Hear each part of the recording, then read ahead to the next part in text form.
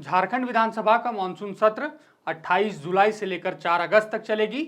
7 दिनों तक चलने वाले इस विधानसभा सत्र में सरकार उन विधेयकों को दोबारा सदन में पास कराने के प्लान में है जिसे तत्कालीन राज्यपाल रमेश बैस ने कुछ आपत्तियों के साथ सरकार को वापस भेज दिया था। राज्य सरकार लौटाए गए उन प्रमुख विधेयकों को एक बार फिर पहले कैबिनेट और उसके बाद सदन से पास कराकर राज्यपाल के पास भेजने की तैयारी में है। ऐसा माना जा रहा है कि उन विधेयकों को 25 जुलाई को होने वाली कैबिनेट की बैठक में मंजूरी मिल सकती है। ऐसे में हम आपको उन प्रमुख विधेयकों के बारे में बताएंगे जिसे सरकार मानसून सत्र में एक बार फिर लाने वाली है। उन विधेयकों में सरकार ने क्या बदलाव किए हैं और क्या अगर ये सारे बहुचर्चित विधेयक इस बार सदन से पास हो जाता है तो राज्यपाल इसे वापस कर राज्य सरकार को भेज सकते हैं या नहीं। शुरुआत उन प्रमुख विधेयकों से करते हैं जिसे सरकार एक बार फिर सदन में मजबूती से लाने वाली है। उन विधेयकों में सबसे पहले है 1932 के खतियान पर आधारित स्थानीय नीति, दूसरा है आरक्षण विधेयक 2022 और तीसरा है मॉब लिंचिंग। इन तीनों के अलावा भी राज्य सरकार लौटाए गए अन्य विधेयक सदन में पेश करेगी, लेकिन इस वीडियो में हम इन 3 प्रमुख विधेयकों पर ही बात करेंगे। शुरुआत उस विधेयक से करते हैं जिसकी चर्चा झारखंड की राजनीति में फिलहाल सबसे ज्यादा गर्म है और वो है 1932 के खतियान पर आधारित स्थानीय नीति। इस विधेयक को राज्य सरकार ने 11 नवंबर 2022 को विधानसभा से पारित करा लिया था। विधानसभा से पास होने के बाद इसे मंजूरी के लिए तत्कालीन राज्यपाल रमेश बैस के पास भेजा गया, लेकिन राज्यपाल ने इसे विधेयक को राज्य सरकार के पास कुछ आपत्तियों के साथ वापस भेज दिया। राज्यपाल ने विधेयक को लौटाते हुए लिखा था कि इस मामले में विधि विभाग ने भी सवाल उठाए हैं। इसके अलावा विधेयक के प्रावधान सुप्रीम कोर्ट और झारखंड हाई कोर्ट द्वारा पारित कई फैसलों के अनुरूप नहीं है।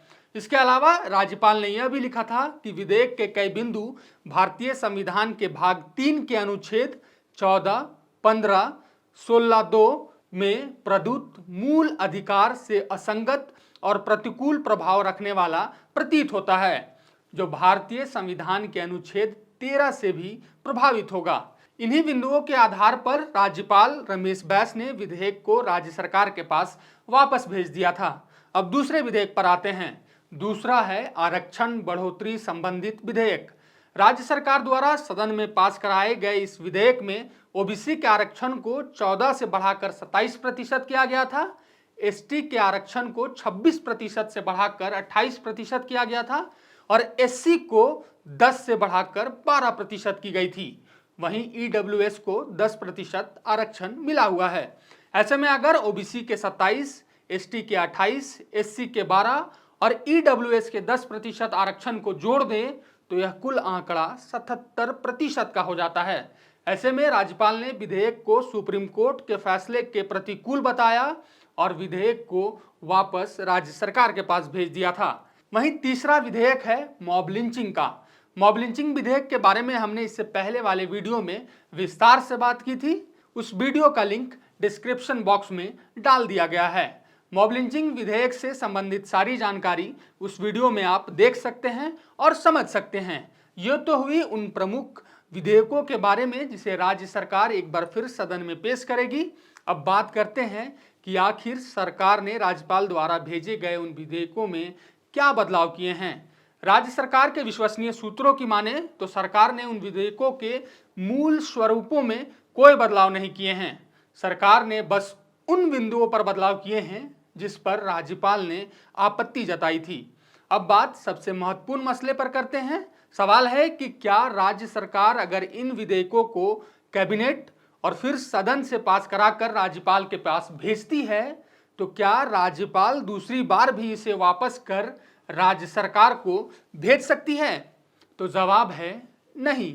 संविधान के अनुच्छेद 200 के अनुसार अगर राज्यपाल द्वारा लौटाए गए किसी भी विधेयक को सरकार दोबारा सदन से पास कराकर राज्यपाल के पास भेजती है तो राज्यपाल इसे पास कराने के लिए बाध्य होते हैं, लेकिन इसमें कोई तय सीमा नहीं होती है। यानी कि राज्यपाल चाहे तो विधेयक को एक दिन में पास करा दें और नहीं चाहें तो विधेयक को सालों तक पास नहीं कर सकते हैं। हालांकि संविधान के अनुच्छेद 201 ने राज्यपाल को यह अधिकार जरूर दिया है कि अगर उनको सदन से दोबारा पारित कोई विधेयक संविधान और सुप्रीम कोर्ट के आदेश के विपरीत लगता है तो वो उसे राष्ट्रपति के पास भेज सकते हैं। खैर, आपकी इन तीनों विधेयकों पर क्या राय है हमें कमेंट बॉक्स में जरूर बताएं। आप देख रहे थे द फोर्थ पिलर .न्यूज और मेरा नाम है विशाल। शुक्रिया।